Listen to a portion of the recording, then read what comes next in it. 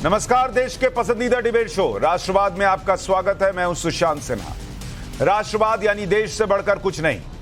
और जब हम राष्ट्रवाद में बात कर रहे हैं देश की, तो आज बात करेंगे मदरसों की। जिस तरह से मदरसों को लेकर प्रश्न उठते रहे हैं, जिस तरह से मदरसों को लेकर बातें होती रही हैं, उसकी चर्चा देश भर में हो रही है। अब मदरसों का सर्वे कराया जा रहा है, तो उसको लेकर विरोध शुरू हो गया कि मदरसों का सर्वे नहीं होना चाहिए।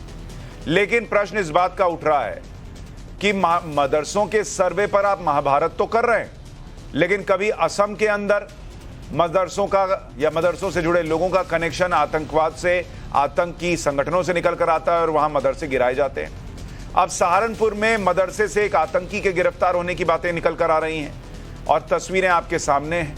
25 साल का हसनत जो है उसको अरेस्ट किया गया है। तो सवाल उठता है कि आखिर जब इस तरह की चीजें होंगी तो प्रश्न इस बात का उठेगा कि मदरसों का सर्वे का विरोध क्यों होता है और मदरसों में आधुनिक शिक्षा दी जा रही है या वहां पर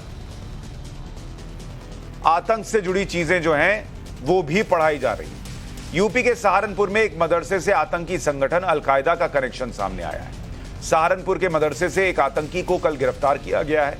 इस आतंकी को यूपी पुलिस ने नहीं बल्कि पश्चिम बंगाल की एसटीएफ ने गिरफ्तार किया। आतंकी फैजल अहमद उर्फ शाहिद मजूमदार बांग्लादेश का रहने वाला है। फैजल पर आतंकी संगठन अलकायदा का सक्रिय सदस्य होने का आरोप है, जो कि भारतीय उपमहाद्वीप में सक्रिय है। आरोप यह भी है कि गिरफ्तार आतंकी मदरसों में स्लीपर सेल तैयार करने का काम कर रहा था। अब आप खुद बताइए कि मदरसे में आतंकी स्लीपर सेल तैयार करने की बातें निकल कर आ रही हैं। ओवैसी कहते हैं कि मदरसों के सर्वे पर सवाल उठने चाहिए और ये कोई पहला मामला तो है नहीं। मदरसों में आतंकी कनेक्शन की बात सामने पहले भी आई है। पिछले महीने ही असम में 3 मदरसों पर बुलडोजर की कार्रवाई हुई थी। तस्वीरें आपको दिखा रहा हूं। तीनों मदरसों पर आतंकी गतिविधि चलाने का आरोप था। इन मदरसों से अलकायदा के लिए फंडिंग का आरोप भी लगा। तथाकथित मुस्लिम हितैषी लोगों ने बुलडोजर की कार्रवाई पर सवाल उठा दिए, लेकिन मदरसों में आतंकी गतिविधि चलाने के खिलाफ कोई आवाज नहीं उठाता। जो लोग कोई नहीं कहता, कंडेम नहीं करता कि ये कैसे पकड़े गए, उन मदरसों में क्या चल रहा था। अगस्त महीने में असम के मदरसों से गिरफ्तारियां भी हुई। गोलपारा में अलकायदा से जुड़े 2 संदिग्ध आतंकवादी गिरफ्तार किए गए। दोनों पर अलकायदा और अंसारुल्लाह बांग्ला टीम से संबंध होने का आरोप था। गोलपारा में ही मदरसा शिक्षक हाफिजुर रहमान मुफ्ती गिरफ्तार किया गया था, जिस पर अंसार अल इस्लाम के साथ संबंध होने का आरोप था। जुलाई 2022 में भी मोरी गांव मॉड्यूल का भंडाफोड़ करते हुए मदरसा शिक्षक मुफ्ती मुस्तफा गिरफ्तार किए गए। अलकायदा का भी सदस्य बताया गया इन्हें। अब तक असम में आतंकी संगठनों से संबंध में 37 लोगों की गिरफ्तारी हो चुकी है। यूपी के कई मदरसों में भी सवाल उठते रहे कि कई मदरसों से आतंकी गतिविधियों में शामिल आरोपियों की गिरफ्तारी हुई। एक एक तथ्य आपको बता रहा हूं, लेकिन सवाल है कि अगर मदरसों में ऐसी गतिविधियां हो रही हैं तो फिर उनकी जांच क्यों ना हो। अगर सर्वे हो रहा है तो फिर उन सर्वे पर सवाल क्यों उठे। लेकिन यूपी में सर्वे पर सवाल उठाए जा रहे हैं। कोई कह रहा है सर्वे टीम का चप्पलों से स्वागत करो। मुसलमानों को देश से निकालने की बात कहकर डराया जा रहा है। कोई छोटा एनआरसी बता दे रहा है। आज इस मुद्दे पर बहस करें उससे पहले आपको वो बयान एक बार सुनने चाहिए।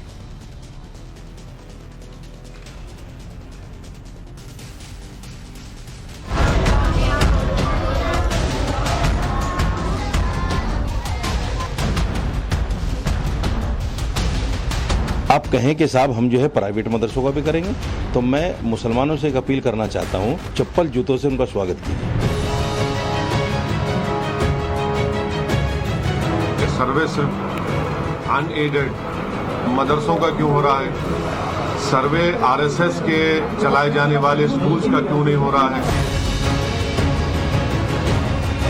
वो निजाम खत्म अगर हो गया तो हम इस्लाम से दूर नहीं होंगे तो क्या होगा?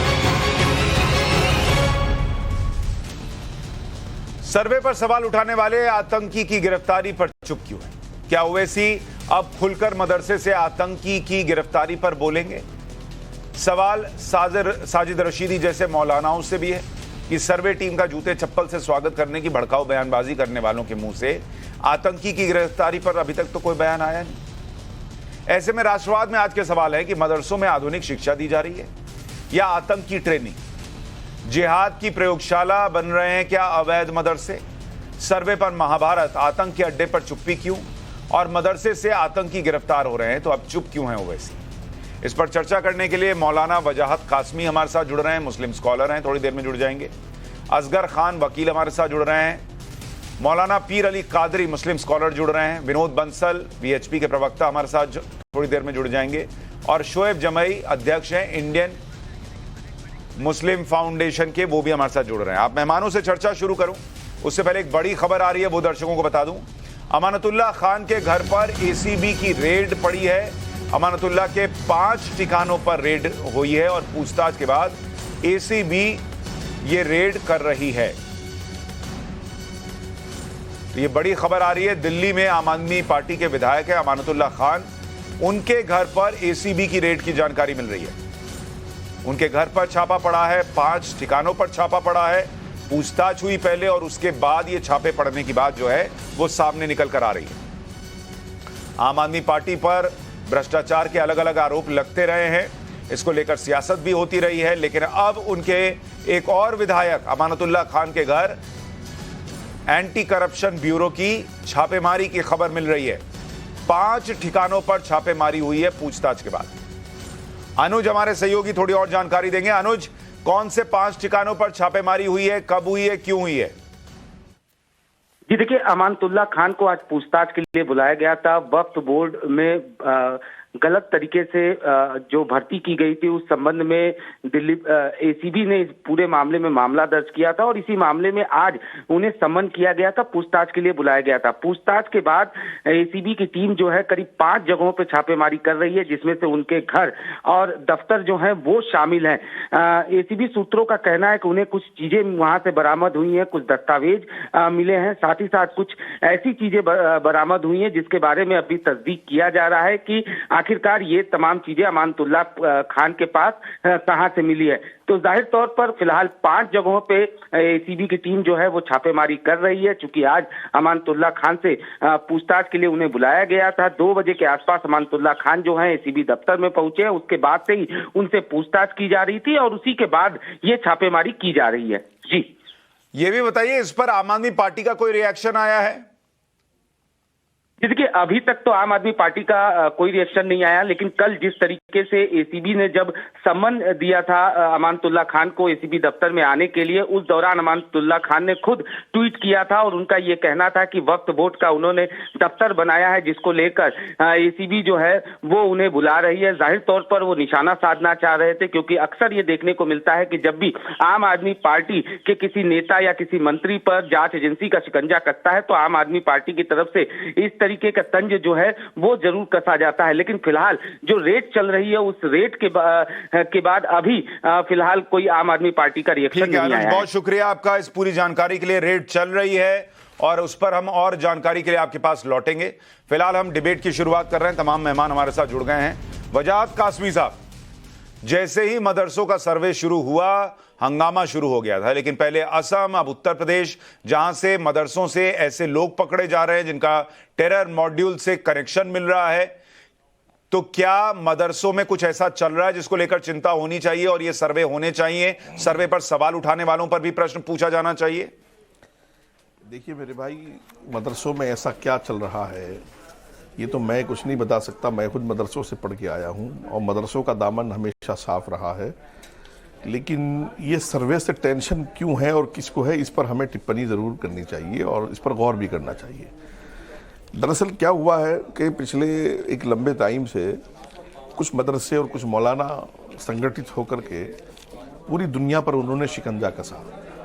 दुबई से यात्रा उन्होंने शुरू की, फिर वो कतर, सऊदी होते हुए अफ्रीका और यहाँ तक कि वो अमेरिका और लंदन में पहुँच गए। और मदरसों के नाम पर हरियाणा, पंजाब, हिमाचल के नाम पर यहाँ दीन कायम करना है, बददीनी है, परेशानियाँ हैं, यहाँ बड़े हालात हैं, इस तरह बताकर वहाँ के मालदार लोगों से बहुत मोटा चंदा ऐठा हुआ है। और मनी लॉन्ड्रिंग बहुत बड़े पैमाने पर पिछले 40-50 सालों में इन्होंने की है और कांग्रेस ने इनको छूट दी थी मनी लॉन्ड्रिंग की और ये कांग्रेस को सपोर्ट किया करते थे। तो ये सारी चीज़ें हैं, लेकिन ये सिर्फ 10% लोगों का हाल है और जो 90% लोग हैं वो भिख मंगे हैं एक तरीके से। तो उनको डरा करके सरकार के सर्वे से कि ये मदरसे नहीं रहेंगे, फिर दीन केसेस, आपने देखा होगा एक बयान चल रहा है वो समाजवादी के सांसद का, वो खुद तो कह रहे हैं कि मेरे बच्चे मदरसों में नहीं पढ़ते हैं, उनके बच्चे तो कहीं बाहर पढ़ते हैं विदेश में, और वो कह रहे हैं कि अगर मदरसे नहीं रहेंगे तो हमारा दीन भी नहीं रहेगा। और ये कहा भी गया कि ये NRC और CA जैसा हो रहा है हमारे साथ। तो मैं समझता हूं कि ये वो 10% लोगों की एक ताकत बनी हुई है, उसमें जमीयत उलमा है, मुस्लिम पर्सनल लॉ बोर्ड है, और वो हिंदुस्तान के 200-250 मालदार मौलवी जो अरबोपति खरबोपति लोग हैं, वो इन सबको डराने की कोशिश कर रहे हैं। और इसमें राजनीति हो रही है, राजनीतिक पार्टियां राजनीति कर रही है, डराने वाला डरा करके अपना मसला हल करना चाहता है। और आप कह रहे हैं इसमें पॉलिटिक्स चल रही। शोएब जमाई, आपके हिसाब से, शोएब जमाई आवाज जा रही है आपको? नेटवर्क चला गया उनका। मौलाना कादरी, आपके हिसाब से ये मदरसों से एक तरफ टेरर कनेक्शन निकलने की बातें आ रही हैं सामने, दूसरे तरफ मदरसे के सर्वे का विरोध हो रहा है, तो ये एक तो टेरर कनेक्शन क्यों निकल रहा है, और दूसरा जब ऐसे में आप विरोध करेंगे तो लोगों को लगता है कि आप देश के साथ खड़े हैं या नहीं खड़े हैं? हिंदुस्तान का जितना भी मुसलमान है अल्हम्दुलिल्लाह वो हिंदुस्तान के साथ था, है और रहेगा। और यही वो मदरसे है, जब जंग आजादी चल रही थी तो अंग्रेजों के खिलाफ जिहाद का फतवा दिया था। अब रहा सवाल कि कुछ टेरर कनेक्शंस मदरसे के कुछ लोगों के साथ में निकले, हमारी एजेंसीज उसकी जांच पड़ताल कर रही है, तो इस पर हमको चिंता जरूर है। कुछ लोग बहकने की वजह से हम सारे मदरसों को इसका जिम्मेदार नहीं बना सकते। उसी तरीके से जिस तरीके से मक्का मस्जिद ब्लास्ट हो, मालेगांव ब्लास्ट हो, अजमेर की दरगाह का ब्लास्ट हो, तो वहां पर कुछ सनातनी लोगों ने इसमें हाथ बटाया, तो क्या हम सारे सनातनी धर्म को बोलेंगे? कतई नहीं बोलेंगे। कुछ शरारती लोगों ने ये काम किया।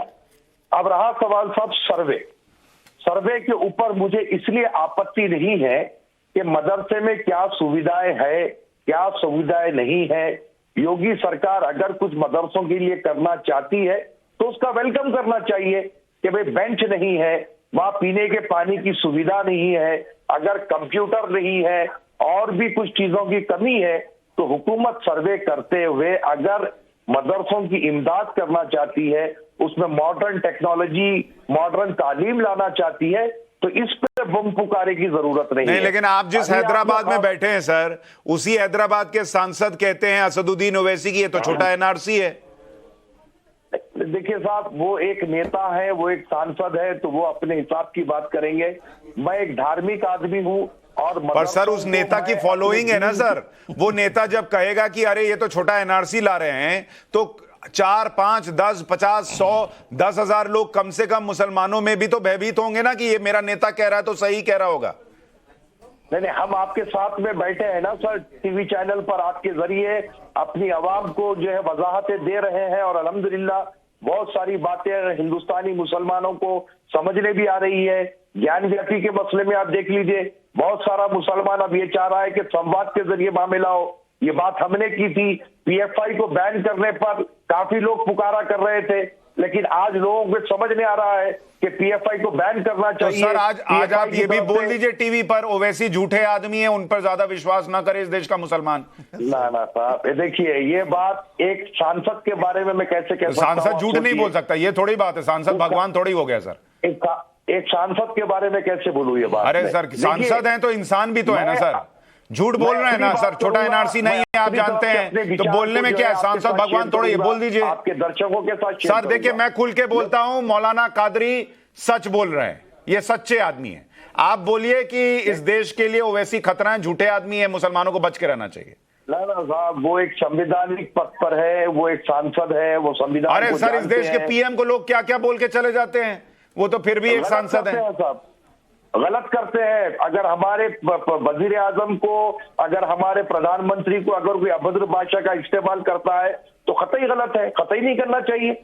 बराबर। अच्छा, झूठे आदमी नहीं, लेकिन झूठ तो बोले हैं, ये तो मानेंगे ना। देखिए साहब, वो क्या नजरिए के तहत बोले हैं वो तो उन्हीं के लोग जवाब देंगे, वो खुद जवाब देंगे। आपको हैदराबाद में उनसे डर लगता है क्या सर?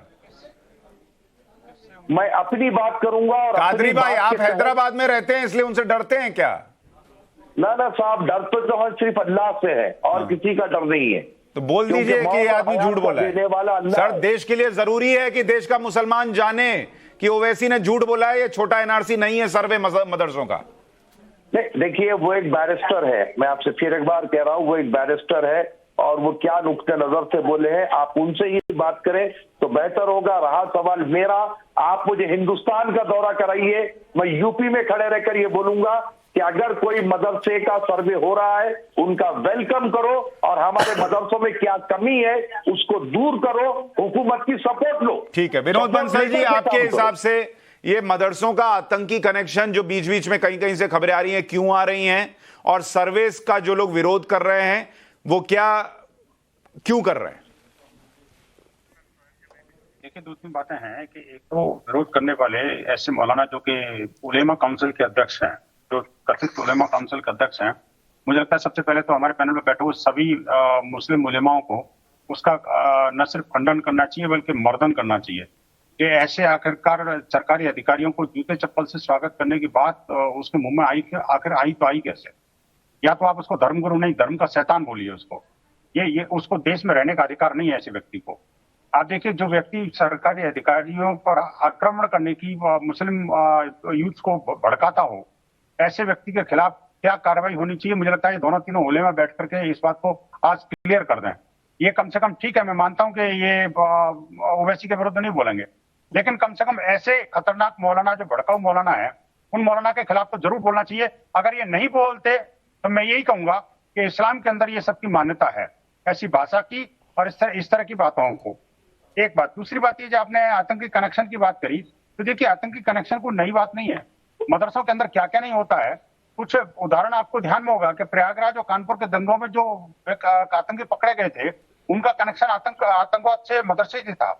बिहार के जो मदरसा, मोतिहारी के मदरसे में जो आतंकी पकड़े गए थे, वो आखिरकार वो क्यों आए थे वो मदरसे के अंदर? जम्मू के मदरसे से आतंकवादी पकड़े गए थे। असम के 3 मदरसों को ढा दिया गया आतंकवादी कनेक्शन के कारण। आज आप बता रहे हो कि कई आतंकवादी और पकड़े गए हैं। 2018 में जो हरकतुल हर इंसान के ये 13 संदिग्ध आतंकवादियों को मदरसे से पकड़ा था। आप देखिए, 3 मार्च 2019 में आतंकी शहजाद तेली और साके मलिक मदरसे से ही पकड़ा था ना जी। 5 दिसंबर 2020 को अब्दुल दानिश को दिल्ली पुलिस ने गिरफ्तार किया था, मदरसे से किया था जी। मार्च 2022 में 19 साल के इमानुल हक देवबंद हॉस्टल से पकड़े गए थे। आप मुझे बताइए, 2019 में शेरकोट मदरसा से बिजनौर का जो है वो जो है उस मदरसे से हथियार गोला बारूद मिले थे कि नहीं मिले थे? अब्दुल वाहिद अभी जम्मू के किश्तवाड़ से पकड़ा गया था कि नहीं पकड़ा गया था? आप मुझे बताइए कि ये एक लंबी लिस्ट है जी मेरे पास, और इस लिस्ट के अंदर ऐसे अनेक किस्से न सिर्फ आतंकवाद के हैं बल्कि व्यभिचार के भी हैं। आप देखिए कि इतने सारे व्यभिचार के, आप कह रहे लंबी लिस्ट है तो कार्रवाई तो होनी चाहिए। कासमी साहब, आ रहा हूं आपके पास, उससे पहले शोएब जमाई, आपके हिसाब से ये लंबी लिस्ट जो विनोद बंसल दिखा रहे हैं, इसको लेकर मदरसों की जांच, सर्वे वगैरह वगैरह होना चाहिए, और ये बार बार क्यों आता है कि मदरसों से टेरर कनेक्शन या टेरर मॉड्यूल के कनेक्शन की बातें आए? पहली बात तो मुझे यही नहीं समझ में आती है कि मदरसे के सर्वे का ऑर्डर सरकार दे रही है, जो भारतीय जनता पार्टी की सरकार, और उसमें मदरसे के लोग हैं या फिर संगठन इसमें एक्टिवली बोल रहे हैं, लेकिन विश्व हिंदू परिषद का इस पूरे मामले में क्या रोल है मैं नहीं समझ पा रहा। तो आप ऐसे चीजें, सरकारी अधिकारियों पर हमला करने वाला देश विरोधी है कि नहीं, आतंकवादी है कि नहीं? आप मुझे बताइए, ईमानदारी से बोलिएगा, क्या जो आपके उलेमा काउंसिल के अध्यक्ष हैं जो धमकी दी है जूते चप्पल चलाने की, क्या वो ठीक है क्या? अच्छा, उनको बात पूरी कर लेने दीजिए, उनको बात पूरी कर लेने दीजिए। बंसल जी 1 मिनट रुकिए, उनको बात पूरी करने दीजिए। बोलिए शोएब जमाई। नहीं, उन्होंने मेरी बात, हाँ ठीक है, आपको फिर रिस्पॉन्ड करने का मौका दूंगा ना, बीच में मत बोलिए, उनको बोलने दीजिए, बोलिए। ऐसा है सुशांत जी कि अगर पैनल में इतने सीनियर लोगों के बावजूद भी आप इस तरीके से करेंगे, बीच बीच में किसी को बोलने नहीं देंगे, तो फिर आप पे सवाल उठता है कि आप मेच्योर नहीं है। मेच्योरिटी है तो आप सुनिए। अरे मैंने रोक दिया ना, आप किसी की मेच्योरिटी नॉन मेच्योरिटी पे मत जाइए, आप अपनी बात कहिए ना भाई। मैंने रोक दिया ना उनको, आप बात कहिए। ने क्या कहा? शोएब जमाई बात पूरी कीजिए। हाँ, हम नहीं कर पाएंगे डिबेट, धन्यवाद। आप विनोद बंसल से ही करवा लीजिए। अरे मैं आपको बोलने दे रहा हूं तो अब आपको क्या दिक्कत हो गई? जब मैं आपको बोलने दे रहा हूं, क्या दिक्कत हो गई? एक कमाल बात है। अरे भाई, यहाँ से मदरसे के बारे में आप सी वोटर का एक सर्वे है, उस सर्वे में यहाँ से पूछा गया था कि क्या इस मदरसे सर्वे से राजनीतिक तौर पर बीजेपी को फायदा होगा। जनता को ये मानना है, 70% जनता का ये मानना है कि हाँ, भारतीय जनता पार्टी को राजनीतिक रूप से फायदा हो। अब जनता का अगर ये मानना है तो आप ये समझ लीजिए कि क्यों करवाया जा रहा है सर्वे। हम शाहीन बाग आंदोलन के कन्वीनर है, नेशनल कन्वीनर है, मेरा अपने एक अलग अंदाज है। तो मैं जो भारतीय सर्वे जनता आएगा आप पार्टी उसको मान लेंगे, उससे तय हो जाएगा कि सर्वे होगा कि नहीं होगा। एक सर्वे आता है हर कुछ दिन पर, आता है कि नरेंद्र मोदी की जो ग्लोबल रेटिंग है वो दुनिया में सबसे ऊपर है। आप मानते हैं उसको? आप नहीं मानते ना। आप मानते हैं नरेंद्र मोदी में 10,000 दिक्कतें हैं, आपको मुसलमानों को दिक्कत नजर आती है, तो वो सर्वे नहीं मानते हैं आप। 10,000 और सर्वे नहीं मानते हैं। सी वोटर ने एक सर्वे कर दिया जिसमें पब्लिक को लग रहा है कि बीजेपी को फायदा होगा, तो मदरसों को अपग्रेड ना करें तो फायदा नहीं होगा बीजेपी को। अरे तो फायदा होगा तो आप, भाई मैं ये कह रहा हूं, बीजेपी को फायदा हो या नहीं हो ये तो चुनाव में तय होगा। बिना सर्वे कराए भी यूपी जीत गए थे वो, बिना सर्वे कराए यूपी जीते ना बॉस। अभी तो यूपी में होना नहीं है चुनाव, उत्तराखंड में अभी होना नहीं है चुनाव। नया मुद्दा चाहिए ना। आप मान रहे हैं ना कि वोट में फायदा होगा। मैं कब माना? मैंने कब बोला माना? मैं तो आपसे पलट के पूछ रहा हूं कि जिन 2 जगहों पर होने की बात, यूपी में हो रहा है, यूपी में तो अभी चुनाव नहीं है सर, 2024 में भी टाइम है, उत्तराखंड में भी चुनाव नहीं है, तो अभी करा के कौन सा फायदा ले रहे हैं बताइए आप। तो एक राज्य में कोई चीज की जाती है तो क्या उसके दूसरे राज्य के चुनाव में फर्क नहीं पड़ता? तो आप कह रहे हैं यूपी, तो एक बात बताइए, तो फिर जिस राज्य में चुनाव है वहीं करा ले सर्वे, यूपी में करा के कहीं और फायदा लेने का क्या मतलब? वहां के भी जो बीजेपी के संगठन है वो बोल रहे हैं कि भाई हमारे यहाँ पे सर्वे कराएंगे। सारे लोग बोल रहे हैं, हिमाचल प्रदेश में भी कराएंगे ना। अभी कराया तो नहीं है ना, वहीं करा लेते, वहां भी सरकार में है जहां अगला चुनाव होना है, तो वहां फायदे के लिए क्यों नहीं कराया, यूपी में क्यों कराया? अब मैं आपको एक बात बता दे रहा हूँ, देखिए मदरसे जो है ना वो थियोलॉजी का पार्ट है, और मुसलमानों के सिर्फ 4% बच्चे थियोलॉजी पढ़ते हैं मदरसे में, बाकी 96% बच्चे स्कूलों में पढ़ते हैं। तो ये जो 4% बच्चे पढ़ते हैं थियोलॉजी में यहाँ से कुरान भी है, हदीस भी है। अगर किसी को थियोलॉजी पढ़ाना है, अगर मुझे अपने बच्चे को यहाँ से हाफिज बनाना है, तो मैं किसी आलिम या हाफिज जो मदरसे से पढ़ा हुआ उसको हायर करूंगा, किसी IIT ग्रेजुएट को नहीं हायर करूंगा। मदरसे इसलिए ही है खोले गए कि ताकि इस कौम को, इस आने वाली फ्यूचर को भी जो रहनुमाई जो दीन के जरिए से इस्लाम की जो जुरिस्प्रूडेंस है और रिलीजियस टीचिंग है, जिसको प्रीच का एक हिस्सा है कॉन्स्टिट्यूशनल तौर पर, उसके लिए तैयार किया जाए, जिसमें आलिम, हाफिज, कारी, मुफ्ती, ये तमाम लोग अलग अलग अपनी स्पेशलिटी के बुनियाद पर तैयार होते हैं। मेरा ये मानना है कि जो मदरसे प्राइवेट तौर पर चलते हैं वो जकात के पैसे से चलते हैं, फितरे के पैसे से चलते हैं। जो मुसलमानों का डोनेशन है, जो फर्ज डोनेशन है, यानी रमजान के ईद से पहले वो अपनी कमाई का 2.5% हिस्सा डोनेट करते हैं, चैरिटी करते हैं, उस पैसे से चलते हैं। अब सवाल ये उठता है कि अगर मैंने देखा आजाद अंसारी मेरे दोस्त हैं, बहुत अच्छे मित्र हैं, भारतीय जनता पार्टी में अभी माइनॉरिटी मिनिस्टर हैं उत्तर प्रदेश में। उन्होंने मुझसे कहा, और वो मीडिया में भी कह रहे थे कि भाई हमारी नीयत ये है कि हम मदरसे के स्टैंडर्ड को बढ़ाना चाहते हैं, सुख सुविधा जो कमी होगी उसको पूरा करेंगे, फंड देंगे और अच्छी तालीम तरबियत के लिए काम कर रहे हैं।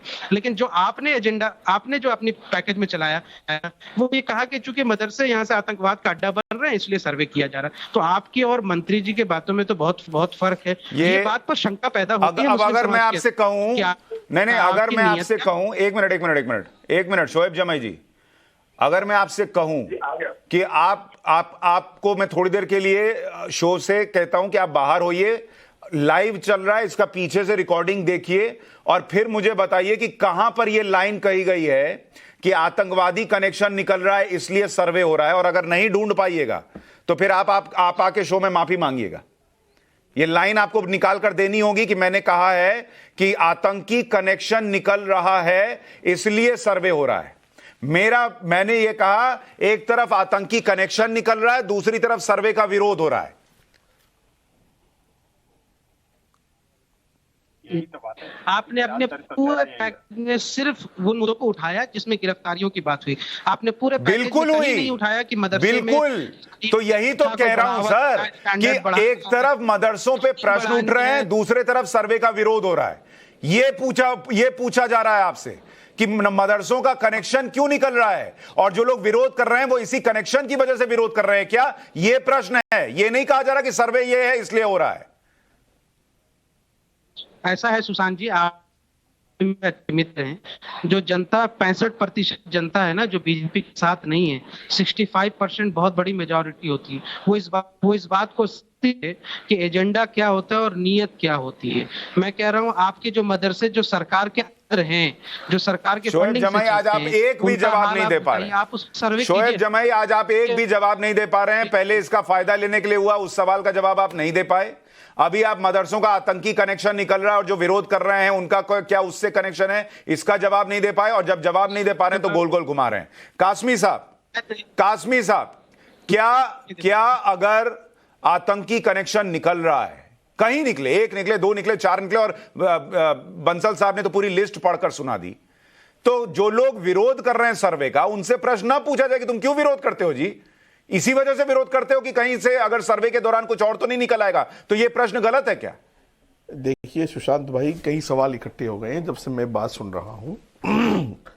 एक बात तो शोएब जामई ने यह कही है कि मदरसों की बहस में विनोद बंसल जी का क्या काम है, जो वीएचपी के प्रवक्ता हैं। मुझे ये बताइए, क्या इस देश का हिंदू या सनातन धर्म के जो 100 करोड़ लोग हैं जिनके साथ हम बिजनेस भी करते हैं, बैठते भी हैं, उठते भी हैं, जाते भी हैं, उनसे दोस्तियां भी हैं, क्या उनका सामाजिक तरीके से ये अधिकार नहीं है कि वो मदरसों के बारे में जान सकें या वो जो जानते हैं वो बता सकें? ये इस तरह की बातें टीवी पर बैठ करके दूरियां बढ़ाने वाली बातें हैं। दूसरी बात यह है कि अभी आप बीच में कह रहे थे कि असदुद्दीन ओवैसी ने कहा है कि ये छोटी सी एनआरसी है बड़ी। भाई किसी भी भारतीय को, जो भारत का वासी है, जो भारत में पैदा हुआ है, जिसके बाप दादा भारत की मिट्टी में पैदा हुए हैं, उसको सीए से, एनआरसी से कोई दिक्कत नहीं है। तो जो मदरसे वाले ठीक हैं, और जहाँ तक मैं समझता हूँ ठीक ही हैं, तो उनको सर्वे से कोई दिक्कत नहीं है। दिक्कत है तो हमारे कुछ पैनलिस्ट हैं, इनको है दिक्कत, है तो ओवैसी की राजनीति को है दिक्कत, है तो महमूद मदनी की वो पैसे जो मनी लॉन्ड्रिंग से बाहर से उन्होंने करोड़ों रुपए इकट्ठा कर रखे हैं उनको है। तो और रही आतंकी संगठन की या गतिविधियों की बात है, देखिए पूरी दुनिया में जितने भी आतंकवादी संगठन हैं मोस्टली वो इस्लाम के नाम पर ही बने हैं और उन्होंने इस्लाम का नाम ही इस्तेमाल किया है। और यहाँ भी इस तरह की गतिविधियाँ सामने आती रहती हैं। उनका इनकार करके हम लोग अपनी एजेंसियों को, एनआईए को और स्पेशल सेल को और दूसरी एजेंसियों को, जो हमारी जाबाज एजेंसियां काम कर रही हैं, बहुत लोग शहीद भी हुए हैं, बहुत लोग काम भी कर रहे हैं, तो हम उनके ऊपर उंगली नहीं उठाना चाहेंगे सुशांत भाई। इस तरह की गतिविधियां सामने आती हैं और सब मदरसों में ऐसा नहीं होता, कोई एक आध कनेक्शन आता है, सब में नहीं होता। लेकिन प्रश्न इस बात का है सर कि अगर कहीं हो रहा है तो ये चिंता का विषय है। बिल्कुल कल है, को बिल्कुल है। शोएब जमाई जो हैं, इनके परिवार के कितने लोग मदरसे में पढ़ने जाते हैं? नहीं जाते होंगे। ओवैसी साहब का लड़का मदरसे में थोड़ा ही पढ़ता है ना, ओवैसी साहब पढ़े हैं मदरसे के अंदर। तो अगर मदरसे के अंदर धर्म की तालीम के नाम पर कोई स्लीपर सेल बनाने की कोशिश करे, कोई आतंकवाद बढ़ावा देने की कोशिश करे, तो इनके बच्चे थोड़े इफेक्टिव होंगे, इफेक्टेड होंगे। सुशांत भाई 20 सेकंड और, हाँ बोलिए।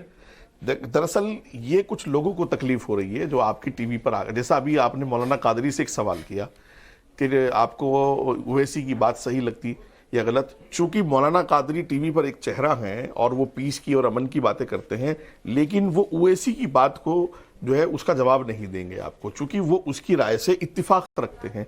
जब आप वहां क्लियरिटी मांगेंगे, जैसे मैंने कहा कि मैं ओवैसी की बात से इत्तिफाक नहीं रखता हूं, लेकिन वो इस बात का जवाब नहीं देंगे।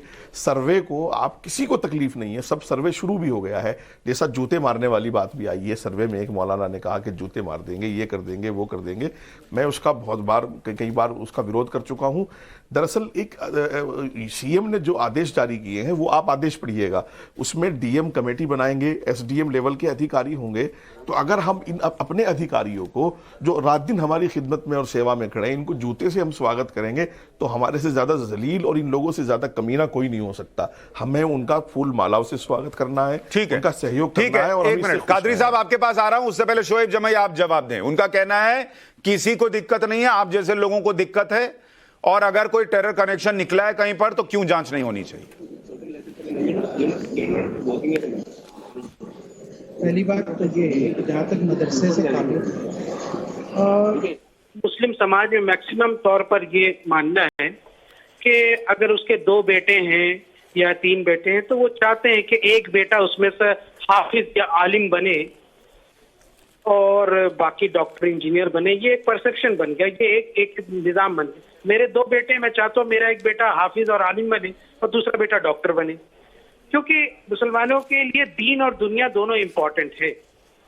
असदुद्दीन ओवैसी साहब का एक बेटा हाफिज है, तो अगर मुझे अपने बेटे को हाफिज बनाना है तो मैं हाफिज और आलिम को हायर करूंगा जो मदरसे से पढ़ा हुआ होगा। अगर उसको डॉक्टर बनाना है दूसरे को तो फिर वो कॉलेज जाएगा, यूनिवर्सिटी जाएगा। हर किसी की अपनी अपनी स्पेशलाइजेशन है। अब सवाल ये उठता है कि मदरसे में कौन नहीं पढ़ाना चाहता। हम तो सब पढ़ाना चाहते हैं और हमारे बच्चे भी पढ़ते हैं, हमारे रिश्तेदारों के बच्चे पढ़ते हैं, हमारे चचेरे ममेरे सब भाई भी पढ़े हैं, मदरसे से भी पढ़े, फिर उसके बाद कॉलेज यूनिवर्सिटी आए और अब वो डॉक्टर बन गए।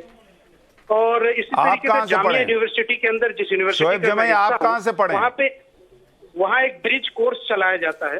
जितने भी मदरसे के बच्चे पढ़ के आते हैं उसके बाद उनको 1 साल का ब्रिज कोर्स करा के उनकी ग्रेजुएशन पूरी कराई जाती है। मैं जानता हूँ इसी मदरसे के पढ़ने में बच्चे हमारे यहाँ से IAS UPSC क्रैक किए। शोएब जमाई, आप कहाँ से पढ़े हैं?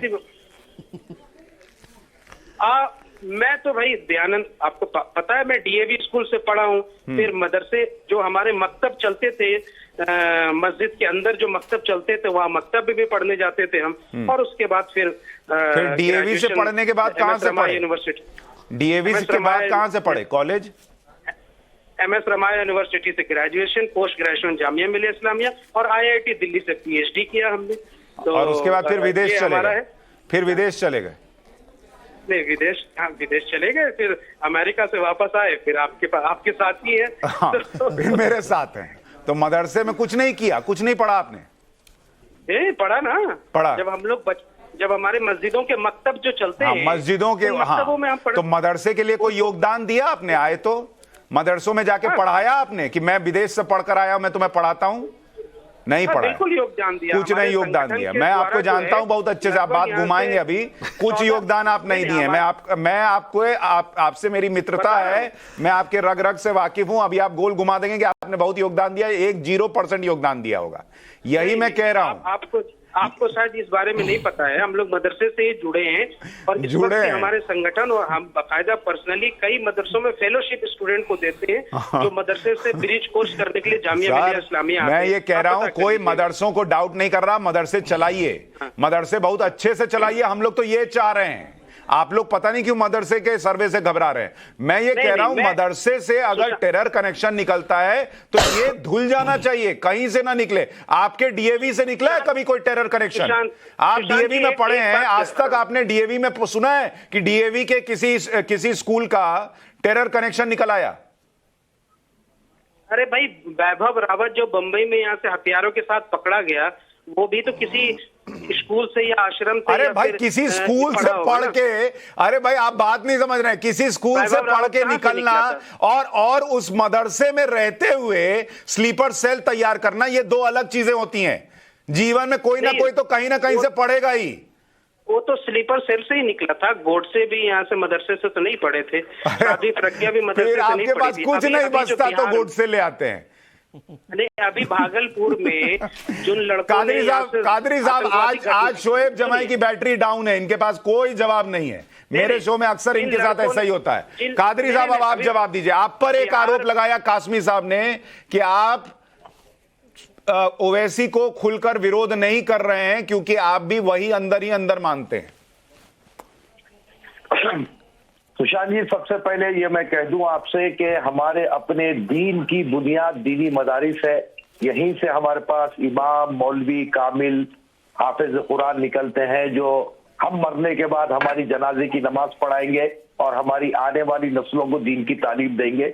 और फिर एक बार आपको मैं स्पष्ट रूप से कह रहा हूं ये बात कि जितना सर्वे आप लोगों ने किया और इत्तेफाक से मैंने आपका चैनल भी देखा और नेशनल चैनल भी देखे कि जहां पर बैठने के लिए शतरंजी नहीं है, दरी नहीं है, पीने के पानी के लिए घड़ा नहीं है, वहां पर क्या आतंकी निकलेंगे, अगर आप इस पर गौर कर सकते हैं। और योगी गवर्नमेंट को चाहिए कि ऐसे दीनी मदारिस की इमदाद करे, उनको सपोर्ट करे।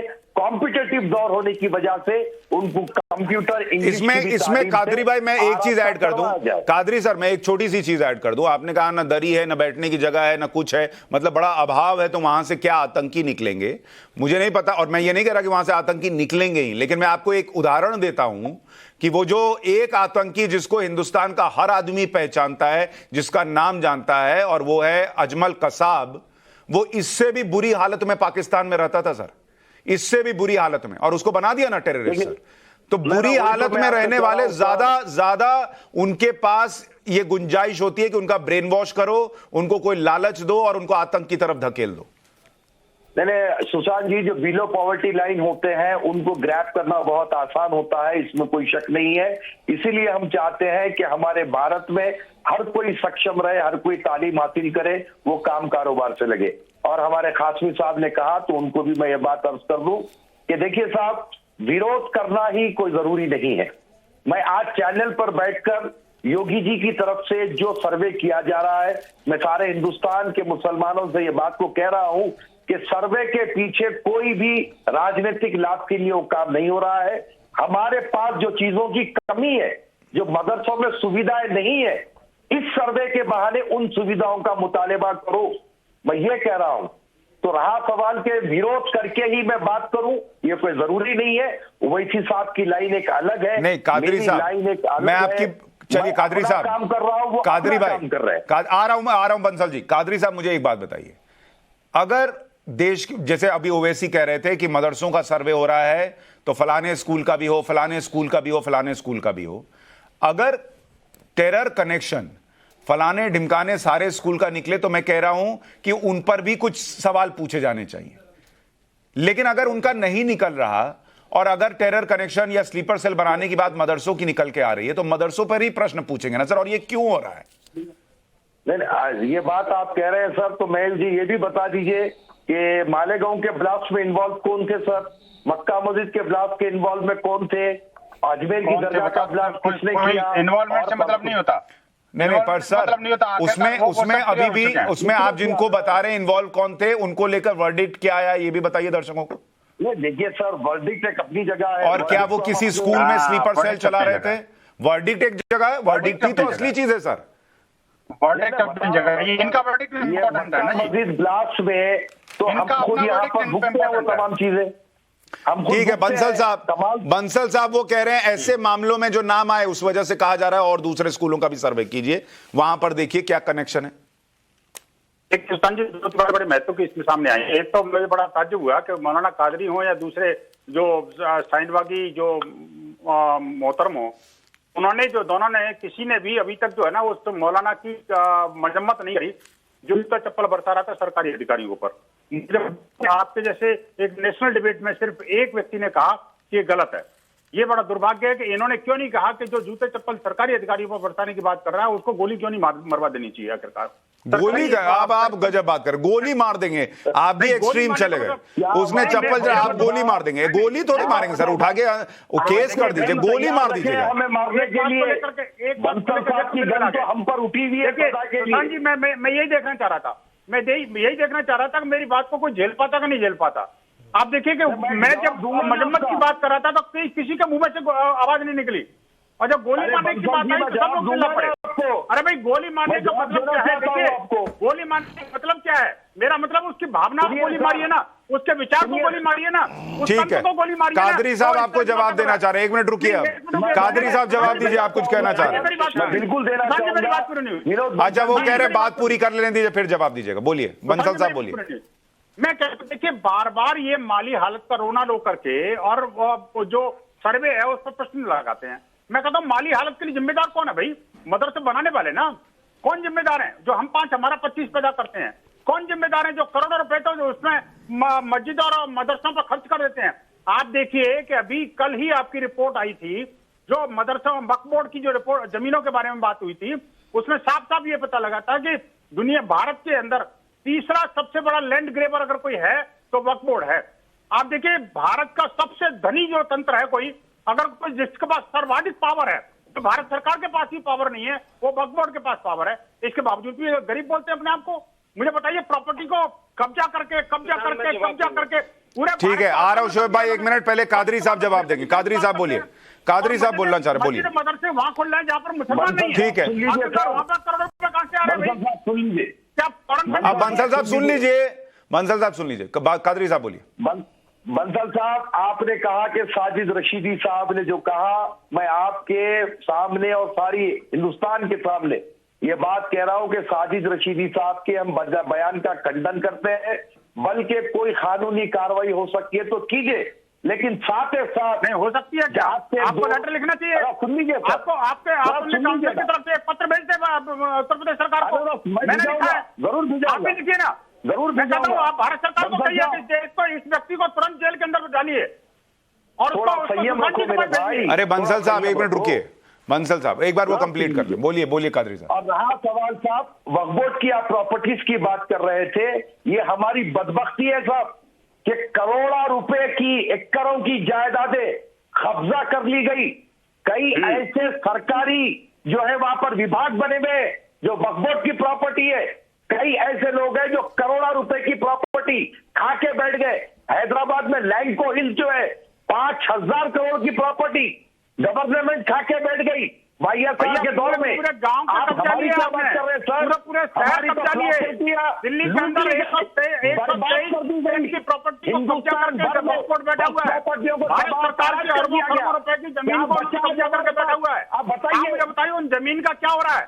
सारे के सारे जो है वो ये जितने भी ठेकेदार बने हुए हैं, वक्फ बोर्ड जो है सिवाय जमीन इकट्ठी करके जमीन को अधिग्रहित करके और हिंदू समाज। ठीक है, मैं वक्फ बोर्ड पर अभी डिबेट नहीं कर रहा, कल की थी, कल आप लोग नहीं थे, कल मैंने इस पर डिबेट की थी, फिर करूंगा, आपको बुला लूंगा, अभी वक्फ बोर्ड पे नहीं जा रहा हूं। शोएब जमाई आप कुछ बोलना चाह रहे, बोलिए। नहीं, माली हालत कैसे कह सकते हैं? फिर ये नहीं कह सकते मुसलमानों की माली हालत ऐसी है। सुशांत में हमारे बाप दादा की प्रॉपर्टी खा के बैठ गए साहब, बात कर रहे हैं क्या आप? कोई वक्फ बोर्ड की प्रॉपर्टी खा के बैठ गए? सुशांत जी में रिलीज कराइएगा। अरे जो आपके बाप दादा थे क्या? कैसे? अरे भाई कादरी साहब, इस देश में हिंदुओं के बाप दादा की कितनी संपत्ति मुगल आए और कब्जा करके बैठ गए, और उसके बाद जो है वो आज तक छोड़ी नहीं। हिंदू कह रहा है बाप दादा की मैं बाप दादा पे अभी नहीं जा रहा सर, रुकिए अभी। शोएब जमाई बोलिए। हमको भी दिलाओ, दोनों के लिए प्रॉपर्टी क्यों छोड़ रहे? नहीं तो लड़िए ना भाई। मैं वक्फ की संपत्ति कोई कब्जा ले इसका समर्थक नहीं हूं, लेकिन वक्फ की संपत्ति जो है उसको बचाने के नाम पर एक 95 में वक्फ एक्ट ले आया जाए और आपको अलग से अधिकार मिल जाए, ये नहीं होगा। जो सबको अधिकार है वो मिलना चाहिए। वक्फ की संपत्ति भी कोई ना हड़पे, ये भी मैं मानता हूं। बोलिए शोएब जमाई। अरे कोई सुशांत जी। हाँ जी सर। आप इतने सीनियर एंकर हैं, बहुत प्रतिष्ठित एंकर हैं, ठीक है, आपका अपने एक विचार होगा, लेकिन क्या आपके पैनल में आके कोई हिंसा के लिए उकसाए और यही बात मैं विनोद बंसल के लिए कह दूं कि भाई इनके विचारों को गोली मारो या इनको गोली मारो, तो आप मुझ पर आपत्ति नहीं करेंगे? अच्छा एक मिनट बंसल साहब, आप रुकिए। बंसल साहब आप सबके बीच में बोल रहे हैं, ये गड़बड़ कर रहे हैं आप। अच्छा शोएब जमाई, फिर 1 मिनट, फिर बंसल साहब आप रुकते नहीं है, ये गलत बात है। अब आप सब में बोल रहे हैं, ये गलत बात है सर। शोएब जमाई फिर 1 मिनट, शोएब जमाई अभी आप रिकॉर्डिंग फिर से निकाल के देखिए। बंसल साहब ने जो बोला उसका पहला विरोध मैंने किया है कि आप क्या बात कर रहे हैं, अब आप मुझ पे ही सवाल उठा दिए। मैं तो यहाँ कह रहा हूँ कि भाई ऐसे लोगों को फिर आपको मतलब हटा देना चाहिए था डिबेट से, जो हिंसा के लिए उकसा रहे हैं। अरे भाई जब हटा दे, गंभीर मामला है जी। अरे भाई ये बहुत गंभीर मामला है। क्या किसको गोली मारेंगे? जो भी विरोध करेगा उसको गोली मार देंगे आप? ये क्या आतंकवादी सोच नहीं दर्शाता है आपका? आप नेशनल चैनल पे बैठ करके किसी को गोली मारने की बात करते हैं। बताइए सड़कों पे क्या करते होंगे? ये अपने बंद कमरों में क्या मंसूबा बनाते होंगे मुसलमानों के खिलाफ? ये तो बहुत गंभीर समस्या है। एक मिनट सुनिए शोएब जमाई, उन्होंने एक मिनट सुनिए शोएब जमाई, उन्होंने क्लैरिटी दे दी कि वो ये चेक करना चाह रहे थे कि क्या कौन सा आदमी कैसे इस पर रिएक्ट करता है, इसलिए उन्होंने उदाहरण के तौर पे यह बात बोली। फिर भी आपको आपत्ति है। और जो लोग आप कह रहे हैं ये यहां बोल रहे हैं तो बंद कमरे में क्या करते होंगे, और जो लोग सड़क पे सड़तन से जुदा के नारे लगा रहे हैं वो लोग बंद कमरे में क्या करते होंगे? वेरी गुड, क्या बात अच्छा, है, शानदार। तो मैं यहाँ से अभी विनोद बंसल के लिए कोई वायलेंस को उकसाने वाली बात कर दूं और कहूं कि यहाँ से कि मैं टेस्ट कर रहा था, मैं चेक कर रहा था, ये कोई लॉजिक है? अरे पढ़े सर, उनको लिखे लोग टोका ना हैं आप मैंने। लोग। आप क्या बात कर रहे हैं सर? आप जबरदस्ती हटाइए अब भाई, उस ऐसे मुद्दे पे डिबेट को ले डिबेट जाने की से कोशिश कर रहे हैं जो है नहीं। मैंने उनको नहीं, टोक नहीं, दिया, ये- उन्होंने कहा अब उसको घुमा रहे बात को, गलती उन्होंने की है, मैं तो कह रहा हूं, मैं कहा उनको डिफेंड कर रहा हूं। लोगों को डिबेट से ऐसे लोग डिबेट मैं में पूरी बैठने डिबेट ही लायक खत्म नहीं कर है। देता हूं। चलिए किसको डिबेट गोली खत्म मारेंगे आप? हो गई, खत्म, समय ही खत्म हो गया इसी बात में। अब क्या करें? इतना बड़ा बहुत बहुत संगठन शुक्रिया है आप सभी इनका। का आने के लिए। राष्ट्रवाद में छोटा सा ब्रेक ले लीजिए।